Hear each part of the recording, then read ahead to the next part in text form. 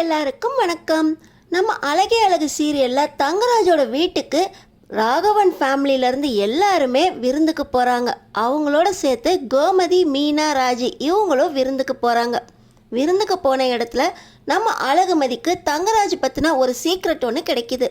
தங்கராஜ் பற்றின இந்த சீக்ரெட்டை மதி எல்லாருக்கும் சொல்லி தங்கராஜை அசிங்கப்படுத்த போகிறாங்களா, இல்லை தங்கராஜ் எல்லாத்தையுமே மூடி மறைச்சு அழகுமதி மேலே எல்லா தப்பையும் திருப்பி விட போகிறாரா, என்ன நடக்க போகுதுன்னு தெரிஞ்சுக்கிறதுக்கு முன்னாடி இந்த வீடியோக்கு ஒரு லைக் போட்டுக்கோங்க.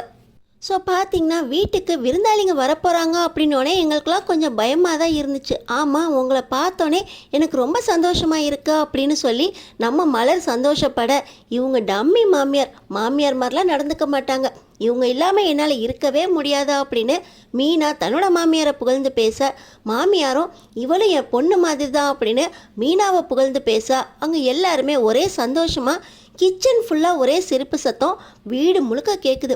இதை பார்த்த உடனே ராகவனுக்கு இது என்ன கிச்சனில் சமைக்காமல் ஒரே சிரிப்பு சத்தமாக இருக்குது, அப்புறம் சாப்பாடு எப்படி ஆகும் அப்படின்னு ரொம்ப கோவப்பட, வீட்டுக்கு வந்திருக்காங்களே கோமதி அவங்க சின்ன பிள்ளைங்களோட சேர்ந்து கதை அடிச்சுக்கிட்டு இருக்காங்க, வயசுக்கு ஏத்தாப்புலையே நடந்துக்கிறாங்க அப்படின்னு சொல்லி இந்த ராஜலக்ஷ்மி உள்ளே வந்து என்ன ஒரே சிரிப்பு சத்தமாக இருக்கா, அப்படி வயசுக்கு ஏத்தாப்புல நீங்கள் நடந்துக்கிறீங்க அப்படின்னு வந்து கேட்க, இப்போ பார்த்தீங்கன்னா கோமதி வயசுக்கு ஏத்தாப்புல நடந்துக்கிறதுனா நைட் நேரம் நான்வெஜ் சாப்பிடாம இருக்கணும், பஜ்ஜி போண்டா இதை சாப்பிடாம இருக்கணும், வாய் விட்டு சிரிச்சா நோய் விட்டு போகும்பாங்க, அதுக்காக சிரிக்காமல இருக்க முடியும், சிரிக்க கற்றுக்கோங்க அப்படின்னு சேர்த்து ராஜலக்ஷ்மியை சொல்ல, ராஜலக்ஷ்மி ஆமாம் அப்படின்னு சொல்லிட்டு அவங்க வெளியே போயிடுறாங்க. சமையலை முடிச்சுட்டு எல்லாருமே அங்கராஜுக்காக காத்துக்கிட்டு இருக்க இங்கே கோமதி, உங்கள் மாப்பிள்ளை சொல்கிற மாதிரி அவர் பெரிய டெரர் பீஸாக இருப்பாரோ, ஆமாம் சின்ன டெரர் இல்லை பெரிய டெரர், அவரை புரிஞ்சிக்கவே முடியாது, காதலிக்கிறவங்கள பிரித்து வைப்பாங்க, பிரிஞ்சு இருக்கிற பிடிக்காமல் இருக்கிறவங்கள ஒன்றா சேர்த்து வைப்பார், அவர் ஒரு மார்க்கமானவர் அப்படின்னு நம்ம அழகுமதியும் சொல்ல, ஒருவேளை வில்லன் மாதிரி இருப்பாரோ, எனக்கு வில்லன்னா பயம், நாங்கள் வேணால் கிளம்பிடவா அப்படின்னு இவங்க எல்லாம் கதை பேசிக்கிட்டு இருக்க தங்கராஜ் வந்துடுறாரு. இவங்க சொல்கிறத பார்த்தா வில்லன் மாதிரி இருப்பாரோ, நான் போய் பார்த்துட்டு வந்துடுறேன் அப்படின்னு சொல்லி கோமதி அங்கே போன உடனே அங்கே தங்கராஜை பார்த்து இவங்களுக்கு சிரிப்பை அடக்கவே முடியல. ஒவ்வொருத்தரும் என்னாச்சு அப்படின்னு கேட்க, தங்கராஜ் டெரர் மாதிரி இருப்பார் அப்படின்னு நீங்கள் சொன்னதெல்லாம் வச்சு நான் யோசிச்சுக்கிட்டு இருந்தேன், ஆனால் இவர் அப்படிலாம் இல்லை, சாந்தமாக அப்பாவே பிள்ளையாக இருக்கார், ரொம்ப நல்லவராக இருக்காரு அப்படின்னு இங்கே சொல்லிக்கிட்டு இருக்கும்போதே எல்லாரும் சிரித்து பேச ஆரம்பிச்சிடுறாங்க. சுரேஷ் பார்த்திங்கன்னா மீனாவோட சிரித்து பேசுகிறத பார்த்து அழகுமதிக்கு அப்படி ஒரு ஆச்சரியம், இவர் இப்படிலாம் சிரித்து பேசுகிறாரு அப்படின்னு ஆச்சரியமாக வாயை பிளந்துக்கிட்டு பார்க்க, நீ நினைக்கிற மாதிரி சுரேஷ் கிடையாது, சுரேஷ் அவ்வளோ நல்லா சிரித்து பேசுவான் அப்படின்னு நம்ம அழகுமதி மனசில் சுரேஷை பற்றி நல்ல எண்ணத்தை வளர்க்குறாங்க நம்ம அழகு மலர். எல்லாருமே வீட்டில் ரிலாக்ஸாக இருக்கும்போது கோமதி பாண்டியனுக்கு வீடியோ கால் போட்டு வீட்டில் இருக்க ஒவ்வொருத்தரையும் அறிமுகம் பண்ணி வச்சுட்டு அவங்க வீட்டுக்கார் கூட சந்தோஷமாக பேசி முடிச்சுட்டு வர, பார்த்திங்கன்னா ராஜலக்ஷ்மியும் ராகவனும் இவங்க என்ன இப்போதான் கல்யாணமான மாதிரி இப்படி வீடியோ கால்லாம் போட்டு பேசிக்கிட்டு இருக்காங்க அப்படின்னு பேசிக்கிட்டு இருக்கும்போதே கோமதி வராங்க. கோமதி ராகவன் ராஜலக்ஷ்மி கிட்ட சுரேஷும் அழகுமதியும் ஒழுங்காக பேசிக்கிறது இல்லையா அப்படின்னு கேட்க, பிரச்சனையோடு தான் இவங்க கல்யாணம் நடந்துச்சு, சுரேஷ் பிரச்சனை பண்ணுறவெல்லாம் இல்லை, ரொம்ப நல்ல பையன்தான், ஆனால் வேலை கிடைச்சதுக்கப்புறம் ரெண்டு பேரும் சமாதானமாகி ஒன்றா சேர்ந்து வாழ ஆரம்பிச்சிருவாங்கன்னு பார்த்தா இன்னமும் அப்படியே தான் இருக்காங்க. இந்த அழகுமதிக்கு வாய் கொஞ்சம் நீளம்தான், ஆனால் போக போக ஒன்றா சேர்ந்து வாழ்ந்துருவாங்கன்னு பார்த்தா இன்னமும் அப்படியே தான் இருக்காங்க அப்படின்னு அவங்க வருத்தத்தை சொல்லிட்டு போக, கோமதிக்கு ரெண்டு பேர்கிட்டையும் பேசணுங்கிற எண்ணமும் வருது. நைட்டு ரொம்ப வேக்காடாக இருக்க வெளியே வந்து ஹாலில் உட்கார அழகு மலர் அவங்க ரூமுக்கு மீனாவையும் ராஜியையும் கூட்டிகிட்டு போய் தூங்க வச்சிடுறாங்க. இப்போ நம்ம கோமதி நம்ம அழகுமதி ரூமுக்கு போகிறாங்க சுரேஷோட. சுரேஷ்கிட்டையும் அழகுமதிக்கிட்டையும் நான் உங்ககிட்ட கொஞ்சம் பேசணும், பிரச்சனையோடு தான் கல்யாணம் நடந்தாலும் பேசாமல் இருக்கிறது கொஞ்சம் ஓவராக தான் இருக்குது, ரெண்டு பேரும் கொஞ்சம் ஒருத்தர் புரிஞ்சுக்கிட்டு பேசி சந்தோஷமாக வாழ யோசிக்கணும். கதிருக்கும் ராஜிக்கும் நான் தான் ஒரு கஷ்டமான சூழ்நிலையில் கல்யாணம் பண்ணி வச்சேன், ஒருத்தருக்கு ஒருத்தர் பார்த்தா கூட பிடிக்காது, ஆனால் அவங்க இப்போ ஒருத்தருக்கு ஒருத்தர் நீ இல்லைனா நான் இல்லை, நான் இல்லைனா நீ இல்லை அப்படின்னு சந்தோஷமாக ஒன்றா சேர்ந்து புரிஞ்சுக்கிட்டு வாழ ஆரம்பிச்சிட்டாங்க. நீங்களும் ஒருத்தருக்கு ஒருத்தர் பேசி புரிஞ்சு சந்தோஷமாக இருக்கணும். நீங்கள் ரெண்டு பேரும் ரொம்ப நல்லா இருக்கீங்க, நல்ல வேலைக்கு போகிறீங்க, ஒருத்தருக்கு ஒருத்தர் நல்லா சம்பாதிக்கிறீங்க, ஒருத்தருக்கு ஒருத்தர் புரிஞ்சுக்கிட்டு வாழ பாருங்கள். ஒத்தே வரலைன்னா பரவாயில்ல, ஆனால் பேசாமல் யோசிக்காமல் இப்படி பிரிஞ்சிருக்கிறது நல்லாவே இல்லையே, கொஞ்சம் புரிஞ்சுக்கிட்டு வாழ பாருங்க அப்படின்னு கோமதி நல்லா அட்வைஸ் பண்ணுற. அடுத்த நாள் காலையில் வழக்கம் போல் கோமதி, மீனா, ராஜி ஹெல்ப்போட நம்ம அழகு மலரும் அழகுமதியும் கால சமையலை முடிக்கிறாங்க. ராஜி அவங்களோட எக்ஸாமுக்கு கிளம்ப, மீனா இன்னைக்கு விட்டா போதும் ராகவனோட ஒன்று சேர்ந்துடக்கூடாது அப்படின்னு தப்பிச்சு ஆட்டோவில் அவங்க ஆஃபீஸ்க்கு கிளம்பி போயிடுறாங்க. நம்ம அழகுமதியை சுரேஷ் நீ தான் கூட்டிகிட்டு போய் ட்ராப் பண்ணணும் அப்படின்னு கோமதி ரொம்ப அக்கறையாக வண்டியில் ஏற்றி ஜோடியாக அமுச்சு வைக்கிறாங்க. ராகவன் ஆளாக இன்னைக்கு நம்ம மாப்பிள்ளையோட வீட்டில் விருந்து இருக்குது, எல்லாருமே சாயந்தரம் ரொம்ப சீக்கிரம் கிளம்பிடணும், அப்புறம் நம்மளால் லேட்டு அப்படின்னு நம்ம மாப்பிள்ளை நம்மளை தப்பாக நினச்சிடக்கூடாது அப்படின்னு மாப்பிள்ளை புராணத்தை ஆரம்பிச்சிட்டாரு.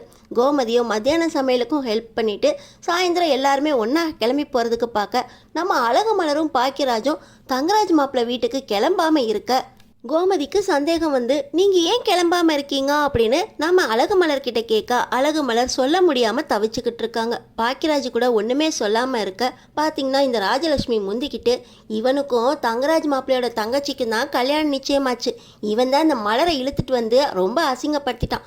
மாப்பிள்ளை இதை கூட பெருசாக எடுத்துக்காம ரேவதியை கல்யாணம் பண்ணி பெரிய மனசோட சந்தோஷமாக வாழ்ந்துக்கிட்டு இருக்காங்க. இவளால் தான் கல்யாணம் நின்று போனதுனால அவரோட தங்கச்சி தற்கொலை பண்ணி செத்து போச்சு அப்படின்னு எல்லா விஷயத்தையும் அப்படியே போட்டு உடைக்கிறாங்க இந்த ராஜலக்ஷ்மி. கோமதிக்கு மனசே வருத்தமாயிருது. இந்த மாப்பிள்ளை இல்லைனா வேற மாப்பிள்ளை, இந்த காலத்து பொண்ணு எதுக்கு சூசைட் பண்ணிக்கணும்? கல்யாணம் நின்று போச்சுன்னா அதை யதார்த்தமாக எடுத்துக்க தெரியாத பொண்ணாது எப்படி வளர்த்து வச்சுருப்பாங்க அப்படின்னு தங்கராஜ் தங்கச்சியை சொல்ல, நீங்கள் எங்கள் மாப்பிள்ளையோட தங்கச்சியை பற்றிலாம் பேச வேண்டாம், மாப்பிள்ளை ரொம்ப நல்லவர் அப்படின்னு இந்த ராஜலக்ஷ்மி பேச, பரவாயில்ல நீங்கள் எங்கள் கூட வாங்க அப்படின்னு ராஜலக்ஷ்மி அழகு மலர் பாக்கியராஜையும் கிளப்பி வீட்டுக்கு கூட்டிகிட்டு போகிறாங்க. இன்னொரு பக்கம் நம்ம அழகுமதிக்கு மறுபடியும் தங்கராஜ் வீட்டுக்கு போகணுமா அப்படிங்கிற எண்ணம் இருக்குது. ஆனால் கோமதியோட நல்ல மனசுக்காக அவங்களோட நம்மளும் விருந்துக்கு போகணுங்கிற கட்டாயத்தால் ராகவன், ராஜலட்சுமி, நம்ம பாக்கியராஜ், அழகு மலர், அழகுமதி, சுரேஷோட கோமதி தன்னோட மருமகள்களையும் கூட்டிக்கிட்டு தங்கராஜ் வீட்டுக்கு போகிறாங்க. தங்கராஜ் வீட்டில் பார்த்தீங்கன்னா ரேவதி ஒத்த ஆளாக இருந்து சமையலை கவனிச்சுக்கிட்டு இருக்காங்க. அவங்க மாமியார், ஏ ரேவதி எனக்கு ஒரு காப்பியை போட்டு கொண்டு வா, தங்கராஜ் உட்காந்துருக்கான்ல அவனுக்கு ஒரு காஃபியை கொடுப்போம் ஜூஸை கொடுப்போன்ட்டு இல்லை, நீ பாட்டு உன் பிறந்த வீட்டு விருந்தாளிங்க வராங்க அப்படின்னு காலையிலேருந்து உக்காந்துக்கிட்ட, அப்படி என்னத்தை தான் தேய்ச்சிக்கிட்டே இருப்பியோ, அவங்கள அப்படியே கவனிக்க போகிற அப்படின்னு அவங்க பேச்ச ஆரம்பிக்கிறாங்க. இந்த நேரத்தில் தான் நம்ம அழகு மலர் ஃபேமிலி எல்லாருமே விருந்துக்கு வர, ரேவதி தன்னந்தனியாக கஷ்டப்பட்டுக்கிட்டு இருக்காங்களே அப்படின்னு இங்கே வந்து கோமதி எல்லாரையும் கூட்டிகிட்டு கிச்சனுக்குள்ளே நுழைஞ்சிட்டாங்க. ஆனால் தங்கராஜுக்கு இதையெல்லாம் பார்த்த உடனே வயிறெல்லாம் எரிய ஆரம்பிச்சிருச்சு. வந்த வேலையை பார்க்காம இதென்ன கிச்சனுக்குள்ளே போய் அரட்டை அடிக்கிறது, கும்மாங்குத்து போட்டுக்கிட்டு இருக்கிறது, சமயக்கட்டு மாதிரியா இருக்குது, தியேட்டரில் போய் ஃபர்ஸ்ட் ஷோ படம் பார்க்குற மாதிரில இருக்கு அப்படின்னு சொல்லி தங்கராஜ் சொல்லிக்கிட்டு இருக்கும்போதே, ஆமாம் மாப்பிள்ள இவங்க பெரியவங்க மாதிரியே நடந்துக்க மாட்டேங்கிறாங்க, எங்கள் வீட்லேயும் இப்படி தான் இருக்குது அப்படின்னு இந்த ராஜலக்ஷ்மி தன்னோட மாப்பிள்ளை கிட்ட பேச ஆரம்பிச்சிட்டாங்க. ரேவதியோடு சேர்ந்து எல்லாரும் சமையலை முடிச்சுட்டு ஒவ்வொரு ரூமாக சுற்றி பார்க்குறாங்க. ஃபோட்டோ ஆல்பத்தெல்லாம் பார்க்கும்போது தான் தங்கராஜ் தங்கச்சியை ஒவ்வொருத்தராக பார்த்துட்டு, ஓ இந்த பொண்ணு தான் சூசைட் பண்ணிக்கிட்ட பொண்ணா அப்படின்னு கோமதி யதார்த்தமாக பேச, இது தங்கராஜ் காதில் விழுந்துருது. எல்லா விஷயத்தையும் தெரிஞ்சுக்கிட்டாங்களா? இப்படி தெரிஞ்சும் எப்படி இவங்க பாக்கியராஜையும் அழகு மலரையும் வீட்டுக்கு கூட்டிகிட்டு வந்தாங்க அப்படின்னு தங்கராஜ் ராகவன் கிட்ட கோவப்பட, இதையும் கோமதி கேட்டுடுறாங்க. இன்னொரு பக்கம் பார்த்தீங்கன்னா நம்ம அழகுமதி ரேவதியோடு சேர்ந்து ஃபோட்டோ ஆல்பம் எடுக்கும்போது அங்கே ஒரு போஸ்ட்மார்ட்டம் ரிப்போர்ட்டை பார்க்குறாங்க. போஸ்ட்மார்ட்டம் ரிப்போர்ட்டில் அந்த பொண்ணு சூசைட் பண்ணிக்கிட்டது எப்படி அப்படின்னு எல்லா டீட்டெயில்ஸையும் வாசிக்கிற நம்ம அழகுமதிக்கு, இந்த பொண்ணு ஏன் சூசைட் பண்ணிக்கிச்சு, சூசைட் பண்ணிக்கிட்ட உடம்புல எதுக்கு விஷம்லாம் இருக்குது அப்படின்னு அவங்களுக்கு சந்தேகம் வருது. எப்படியாவது இந்த போஸ்ட்மார்ட்டம் ரிப்போர்ட்டை பற்றி முழுசாக தெரிஞ்சுக்கணும் அப்படின்னு அதை எடுத்து அதோட ஒரு காப்பியை சுரேஷ்கிட்ட கொடுத்து விசாரிக்கணும் அப்படின்னு தனியாக ஃபோட்டோவும் பிடிச்சி வச்சுக்கிறாங்க. நம்ம ரேவதிக்கு ஒரே படபடப்பாயிருது. போஸ்ட்மார்ட்டம் ரிப்போர்ட்லாம் இப்போ எதுக்கு, எல்லாரும் சந்தோஷமாக இருக்கும்போது இந்த விஷயம்லாம் நம்மளுக்கு தேவையில்லை அப்படின்னு அந்த ரிப்போர்ட்டை வாங்கி உள்ளே வைக்க போக அங்கே இருந்த அழகு மலர் அப்படிங்கிற பேரில் நிறைய டாக்குமெண்ட்ஸாக விழுது. இதென்ன அழகு மலர் பேரில் இருக்கிற டாக்குமெண்ட்ஸ் எல்லாம் இங்கே இருக்கா அப்படின்னு நம்ம அழகுமதி மறுபடியும் அதை போய் பார்க்க போக ரேவதிக்கு மனசெல்லாம் வலிக்குது. இது எல்லாம் எங்கள் வீட்டுக்கார் பண்ண வேலை தான், கல்யாணத்துக்கு பணம் தேவை அப்படின்னு பட்டப்போ அழகு மலர் அண்ணியோட நிலப்பத்திரத்தை வாங்கி தான் பணம் வாங்கினாங்க. ஆனால் பேங்க்கில் உடனடியாக பணம் கிடைக்காது அப்படின்னு சொல்லி இந்த பத்திரத்தெல்லாம் வச்சுக்கிட்டு என் வீட்டுக்கார் தான் பணம் கொடுத்தாரு. ஆனால் எப்போ வட்டியும் முதலுமா பணம் கிடைக்குதோ அப்போ தான் இந்த பத்திரத்தை திருப்பி கொடுப்பேன் அப்படின்னு என்னோட வீட்டுக்கார் தான் உள்ளே வச்சுருக்காரு. இந்த விஷயம் எனக்கு தெரியும். அழகு மலர் அண்ணி ரொம்ப நல்லவங்க. ஆனால் இந்த விஷயம் அவங்களுக்கு தெரிஞ்சிச்சுன்னா என்னை பற்றியும் தப்பாக நினைப்பாங்களோ அப்படின்னு தான் நான் ஒன்றுமே சொல்லாமல் வச்சுருக்கேன் அப்படின்னு அழகுமதி கிட்ட ரேவதி சொல்ல, அழகுமதிக்கு மனசே உடஞ்சி போயிடுது.